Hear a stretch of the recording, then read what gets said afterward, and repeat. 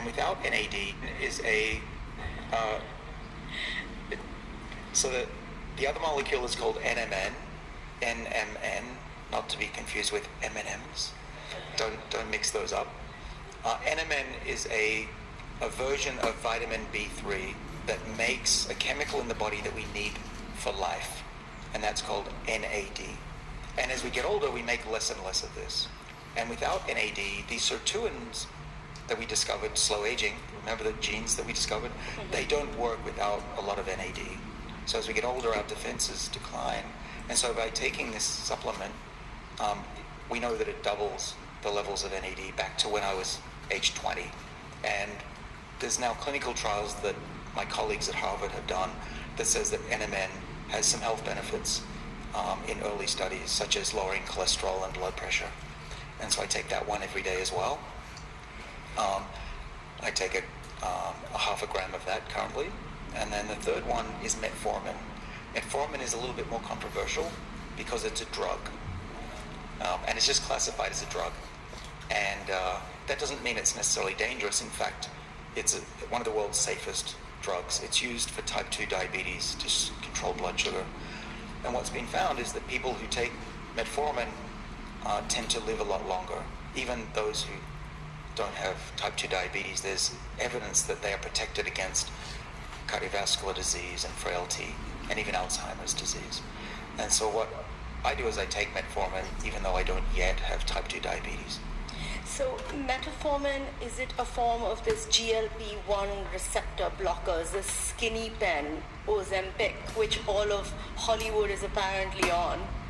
And they're getting thinner and thinner if you see the red carpet at Oscars. Is that what it is? A form of that? Well, no, it's actually very different. Metformin will activate your body's energy production and boost mitochondria, which are the little energy packs in your cells. So that's a healthy way to do it. I won't say the brand name, but yeah, these GLP-1 agonists are causing your body to become more insulin sensitive and take up the sugar from your blood and burn fat. And people who take this drug, they do lose weight. So the drug is designed to treat type 2 diabetes, and it's actually a blockbuster, very effective drug. One of my colleagues over in New York, near Barzilai, says that in his practice, he essentially now thinks of type 2 diabetes as a curable disease, only in the last few years because of these new drugs. But people who don't have obesity or diabetes are taking it, or they might have obesity, but they certainly don't have type 2 diabetes and they lose weight. The one negative side effect that everyone should be aware of is that people can lose too much fat in the wrong place, including in the face, where you don't want to lose it, especially if you're older. And you can tell if somebody's taking this medicine because they start to look It's called the brand name face, right? I'm not taking the brand name either, but that's what it's called. Yeah, it is. So you have to be very careful. I would say it's much better to eat less often and exercise, and you'll get much bigger health benefits than taking that drug. Let's talk a little bit about exercise. What kind of exercise are you recommending? Like a lot of interval training, running, strength, yoga? Yeah, well, yoga is very important. Are you just saying that because Serena is sitting opposite us? Or? In everywhere. Below the stage here. So Serena is assistant the in equivalent of everywhere. me with more of a practice and knowledge about yoga and nutrition and mind and body. And I'm Mr. Biology and Chemicals.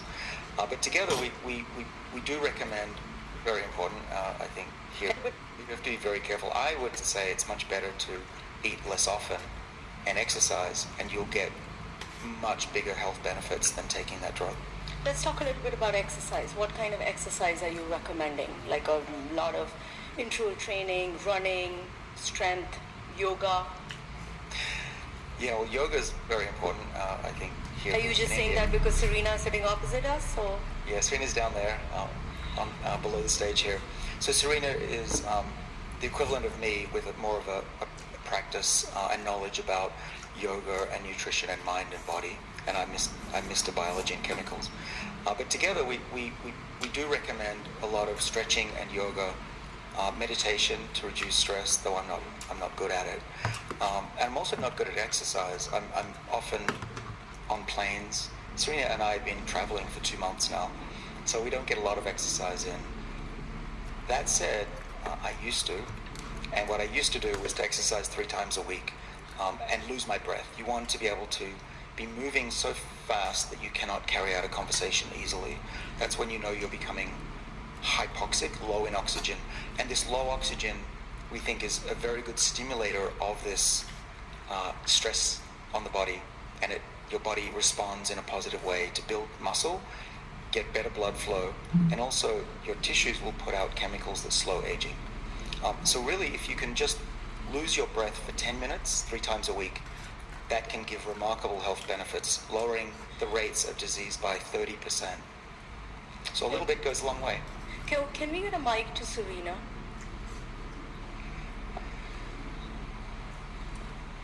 So Serena is a proponent of yoga, and I want to know what she thinks about that, because in yoga you don't necessarily stress the body to a point where you lose your breath or you get out of breath. That's true. There's different types of yoga, of course, especially in the US. I'm based in LA. There's yoga that is used more as a form of exercise, and that can be quite stressful on the body. I think we stress our bodies in a slightly different way when it comes to yoga, because we're really stressing our mind. You know, it's really about how long you can hold still, how you can clear your mind, how you can hold a pose. That's stress in a different way. It's really more stress on the mind, whereas David's talking about the stresses on the body, but effectively it will still have the same results. So, and David can share about that. So we're looking for that balance in a way where we're balancing our body, but there is a stress to our mind, and getting to that stress point is then where we find balance. So you two are from two opposite ends of the spectrum in a way. You're more from a Western school of thought. She's more from an Eastern school of thought. What are the things that you guys agree on over the dinner table, and what are the things that you don't agree on?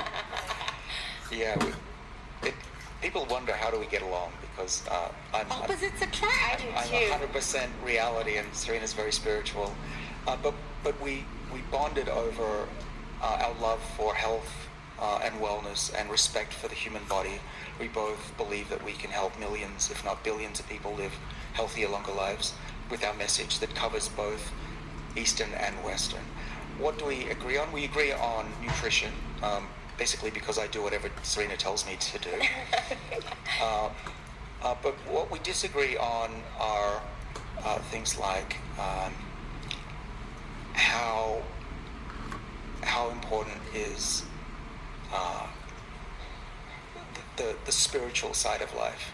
I struggle trying to believe in things that I have no evidence for, and Serena has a lot of faith, and she's always right, so I think she's onto something. We tend not to disagree on a lot of things. I think our interpretation of how it's working is different. I will say, oh, well, it's this molecule, and she says, no, it's that the body has different energies, and it's working this way, and according to Ayurvedic practices, this is how it's working. It really is, it's a wonderful combination, the two of us, because we learn from each other, and often we end up with an explanation for phenomena that includes both old and new science. Well, I'd say we differ a little bit when it comes to meditation. That's a core practice that David sort of dabbles in a little bit. Dabbles in means what, like 2 minutes a day, or? I don't know, honey, how much do you meditate a day? Well, my problem is I try to meditate and I always fall asleep and I start snoring. So I'm not good at meditation. What I found instead works for me is to have quiet time, we call Yes. it. I close my eyes for 11 minutes, hopefully at least twice a day, and have some gratitude during that quiet time, or listen to someone talking about stoicism. That's what I like to do. I struggle with meditation, I will admit, with my crazy lifestyle and my lack of commitment to that. I haven't been successful really, but I really should be, because the benefits on controlling your mind have been proven. I like to talk about animal studies. So in mice, if you modify the mind of mice, so you can change parts of the brain of a mouse, you can actually improve immunity, improve health, even make the mice live longer just by changing parts of the brain. It's very clear that if you can control your mind, calm it down, get it to focus, have the positivity as well, you can have whole body benefits that are often misunderstood by Western medicine. So with some of the things that you're suggesting, which are not, by the way, easy, going 20 hours without food or, giving up sugar and we differ too. You differ there. What is it that... Well, I'm more about eating within a window, which David shared that we talk about eating windows. So which may mean more than one meal a day. So you can fast for 12 hours, or 14 or 16 or 18, or David can go to 20. But it's really about making sure you get the nutrients that you need for your body during that window of time that you do eat, in my belief, more than trying to cram everything into one meal. So we differ just slightly on that as well. So we have, there's a lot of pressure to look good. And nobody else has that pressure more than people who are in a public space. So we have few actors here who are coming in from a hit OTT show called The Class. You can see all the very brightly dressed, fashionable people right here up in front. I'd like to ask them, how tough is the pressure on you guys to look good? And what are the extreme things you've done?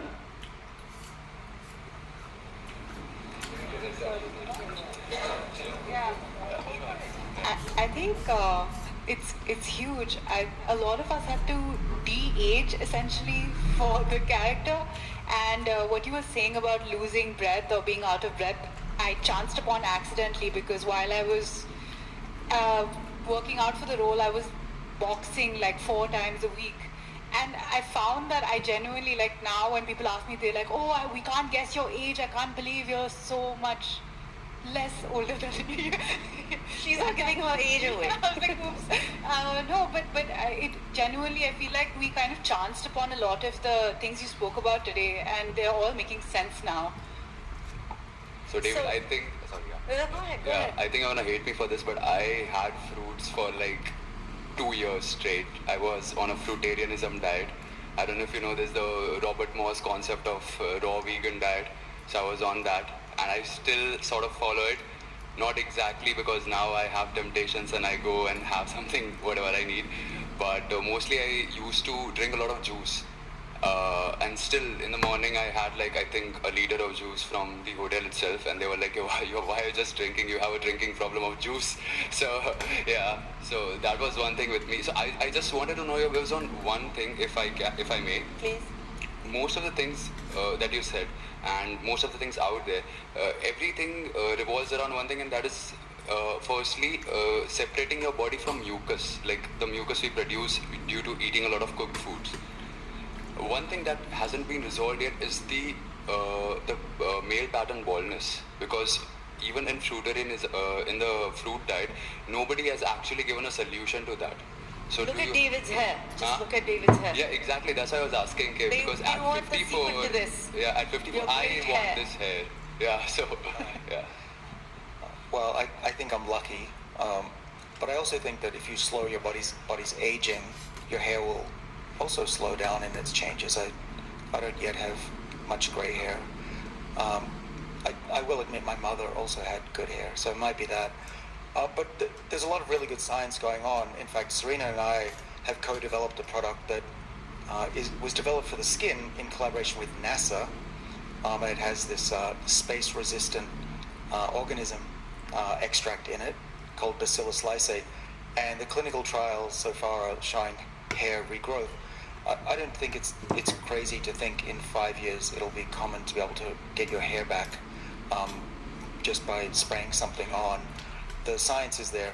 What we're doing in my lab is we can grow skin and hair artificially in the dish from stem cells, and we can age that skin forwards and then reverse the age.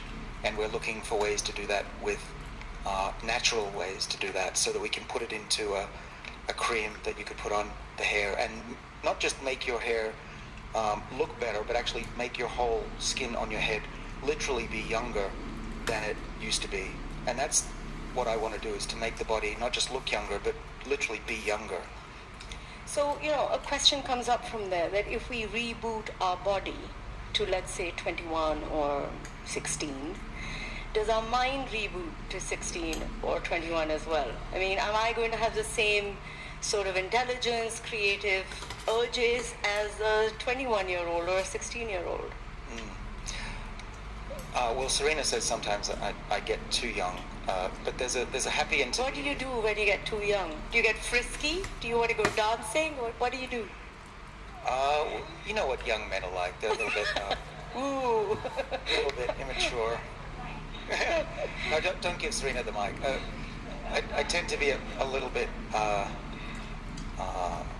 over-enthusiastic, let's say, about things, and I've learned to calm my decision making and be less reactive.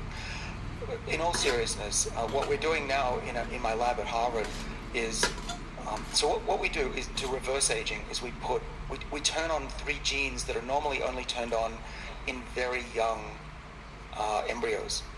So when we're young, when we're just born or before, we are very young, and we stay young because there are 3 genes that are turned on. They're called O, S, and K for short. And when we turn on these 3 genes in the adult tissue, in human adult tissue, or in a mouse, those 3 genes make the body younger again. This is the reset of the software.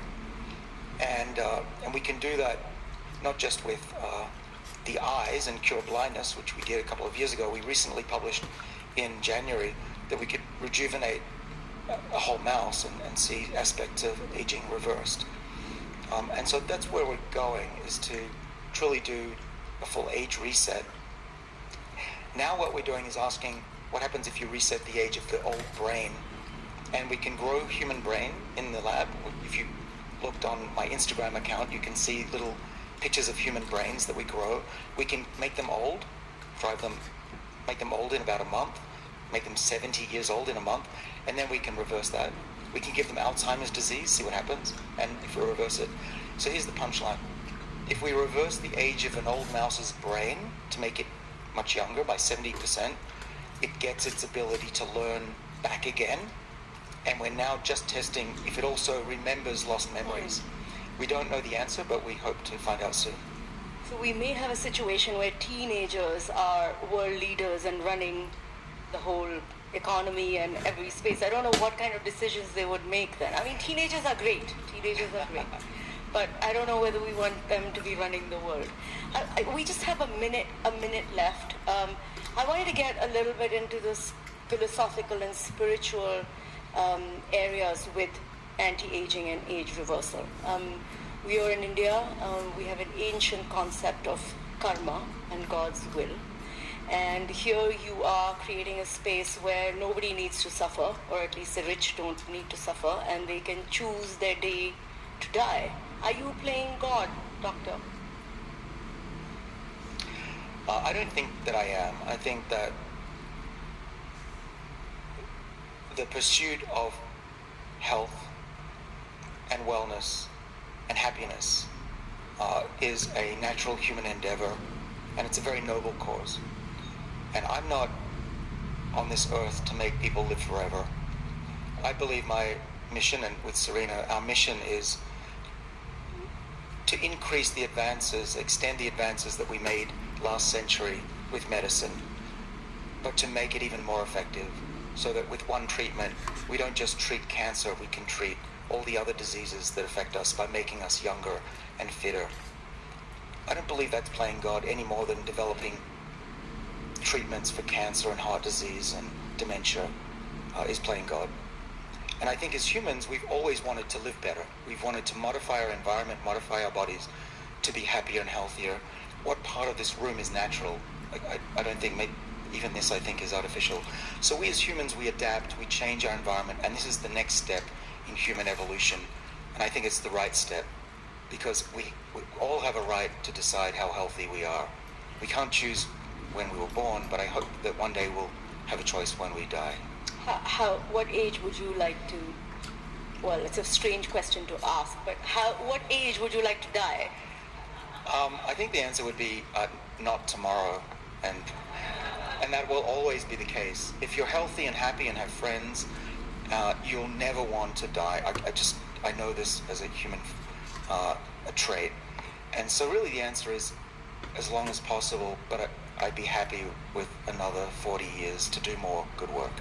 So that would be like 100. 100, I hope more. What's happening, we talk about AI at this symposium, the rate of change in this field is going up dramatically, and so the advances that we can make now with the assistance of AI is dramatic, and in our lifetimes we are truly going to see the ability for our doctors to give us medicines that reverse our age, and we can do that multiple times, and so it's an extremely exciting time to be alive and stay alive. Thank you so much, Doctor. So in conclusion, I think basically we need to trick our body into thinking we're almost dying so that we can live longer. And all those people who give me trouble for causing them stress, hey, I'm helping you live longer. And I hope that after this chat about skipping meals, obviously I'm giving stress to a lot of people here. You can hear the claps, right? After this chat, I hope that you're going to make different choices at lunch, maybe even skip lunch. The doctor's going to be available at lunch. He's definitely not eating any lunch, so you can bomb him with some of your questions. I'm sure some of you have those. And thank you very much, Doctor, for being here and helping us through this process. And here's to all of you choosing your own day to die. Thank you. Thank you.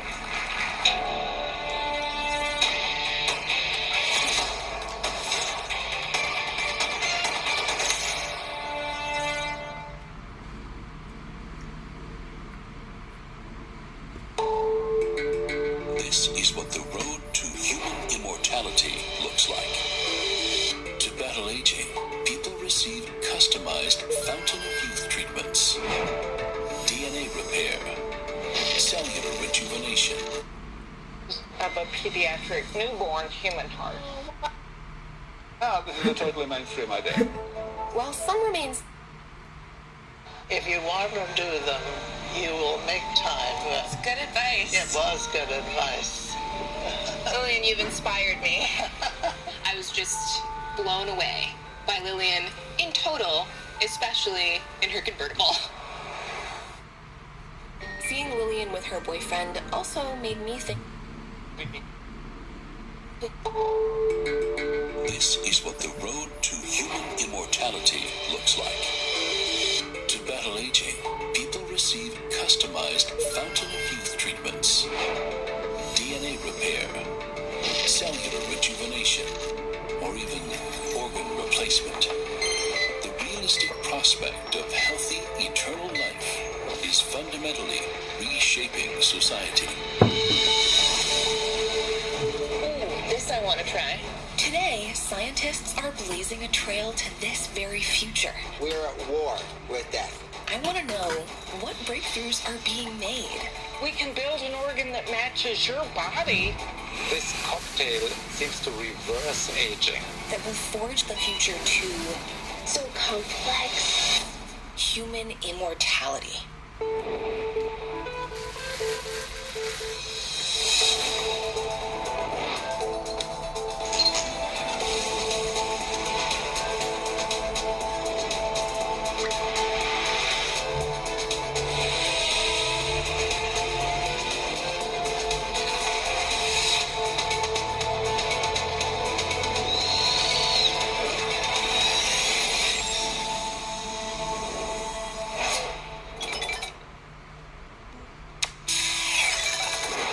My name is Maren Hunsberger. I'm a microbiologist, and I'm fascinated by how the future inspires the progress of science and technology. But I'm critical of sensational science headlines that promise immortality. Still, all these stories have prompted me to ask, how quickly am I aging? To find out, I recently took a blood test. I mailed it off, and now the results have just come in. I, in real life, am 26, and we're about to see what this biological aging test says I am. So, my biological age, according to this test, is 40. Learning my body has aged 14 years faster than expected is not the result I was hoping for, but it makes sense. My life partner was recently diagnosed with cancer, and I guess that stress has clearly taken a toll. While I have some doubts about the accuracy of this particular test, I am concerned that stress could further affect my health in the future. So I want to find out, is it scientifically possible to slow or even stop the aging process altogether? If so, what will our lives be like in the future? Well, we're in Vegas.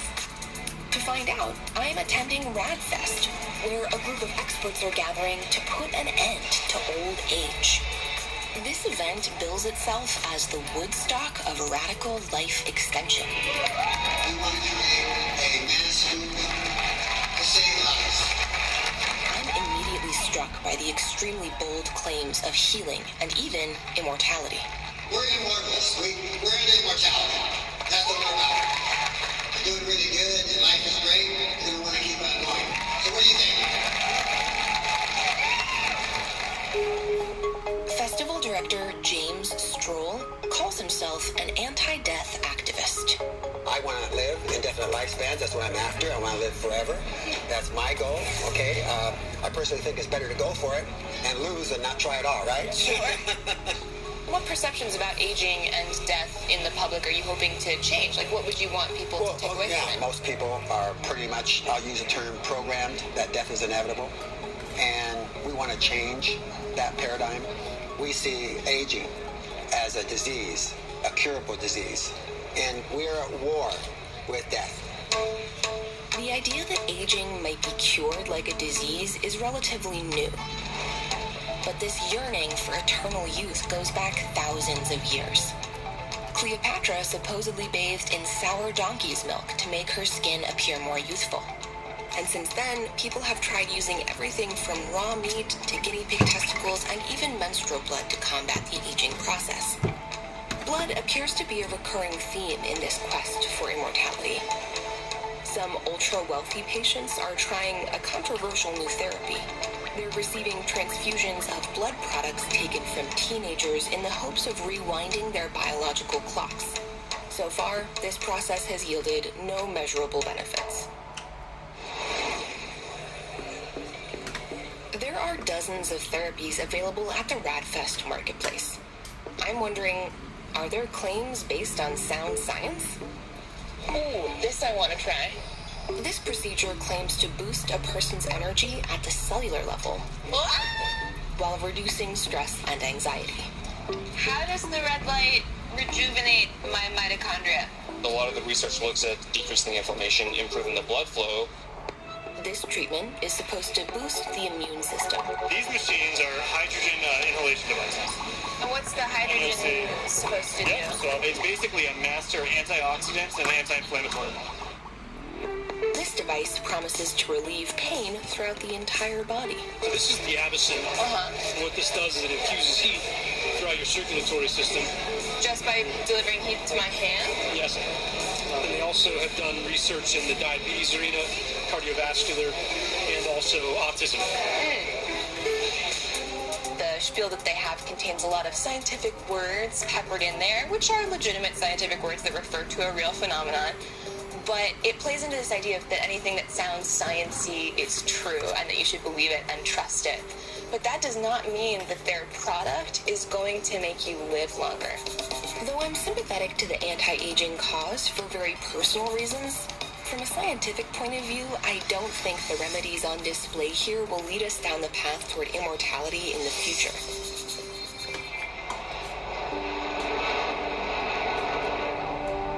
To find a more realistic path, I'm at the Massachusetts Institute of Technology to meet a pioneer in longevity research, Dr. Leonard Guarente. He's taking on a big problem that most everyone will eventually face. As you get older, you lose muscle mass and you gain fat mass. Okay. And both of those things are bad. Sure. Lenny is a firm believer in the power of exercise to keep our bodies healthier for longer.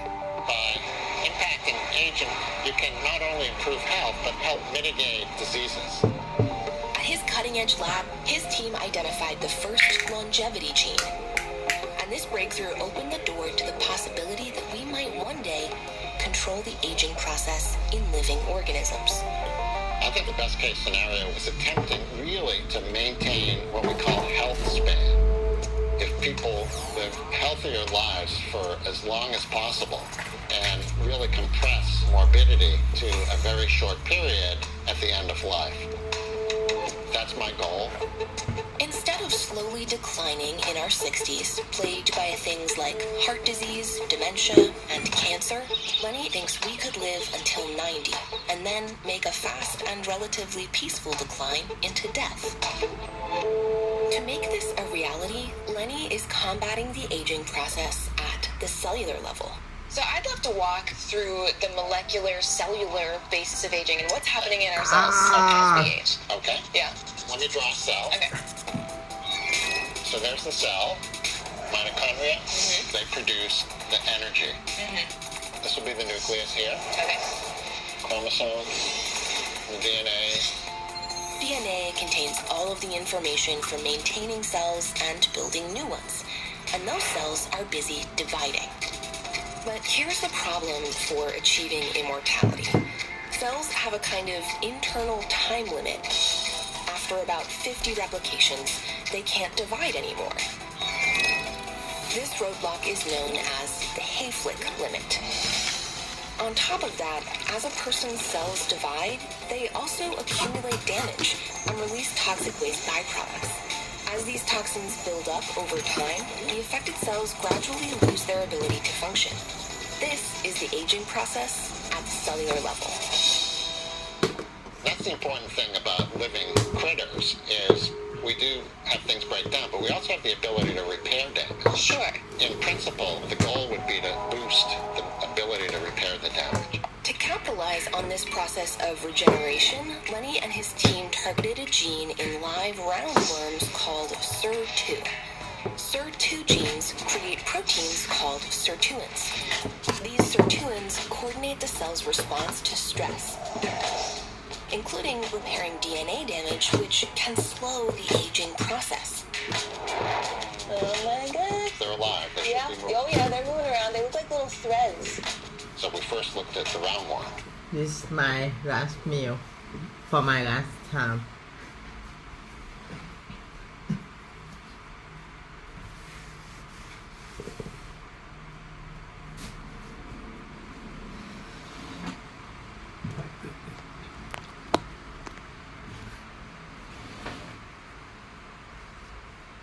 If you see here,